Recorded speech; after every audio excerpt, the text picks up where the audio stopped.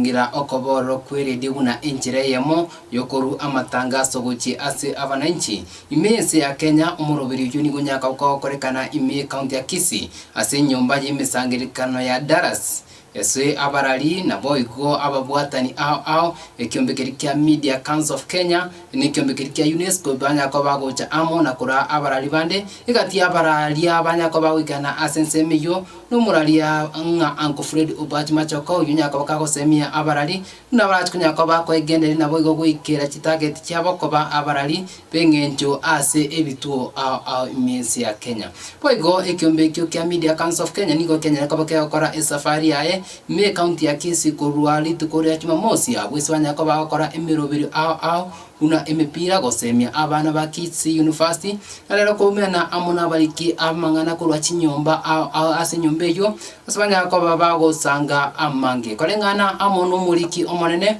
bekyombe kya Media Council of Kenya David Omoyo yanya ko bagakwera guna Eredio nigo yanya ko bagikuimukia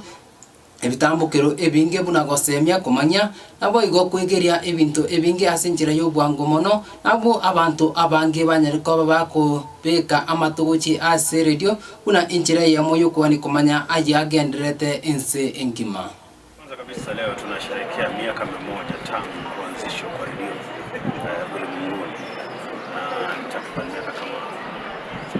7 tangu katika redio nchini. Pili ni kwamba teknolojia hii imesaidia kwamba tumeweza kuwa na redio zaidi, kwa maana miaka ya awali tulikuwa na redio moja tu au mbili tu taifa zima, lakini kwa teknolojia ikaja kutoka kale masafa ya shortwave kisha sasa Kenya hii na redio takriban 300. Kwa hivyo teknolojia imeweza kwamba Wakenya watu wameweza kupata redio tofauti, habari tofauti, matukio tofauti, masomo tofauti kupitia kwa redio. Jambo la pili ni kwamba hiyo imeongeza kwamba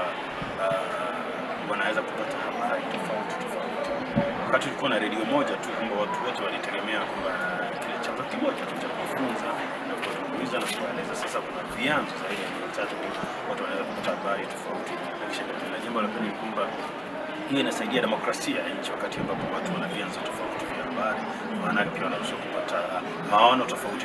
hata kuhusu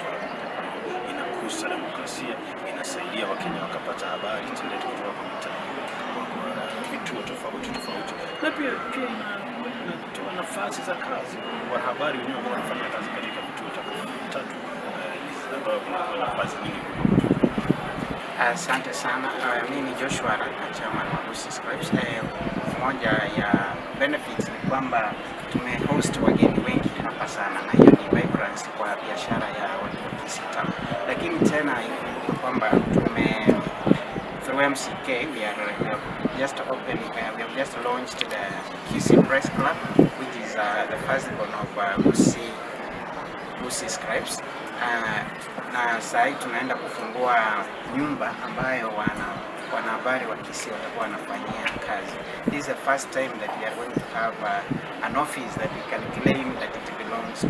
us as a group. Na hiyo itasaidia watu kufanya story, hata mtu akiwa na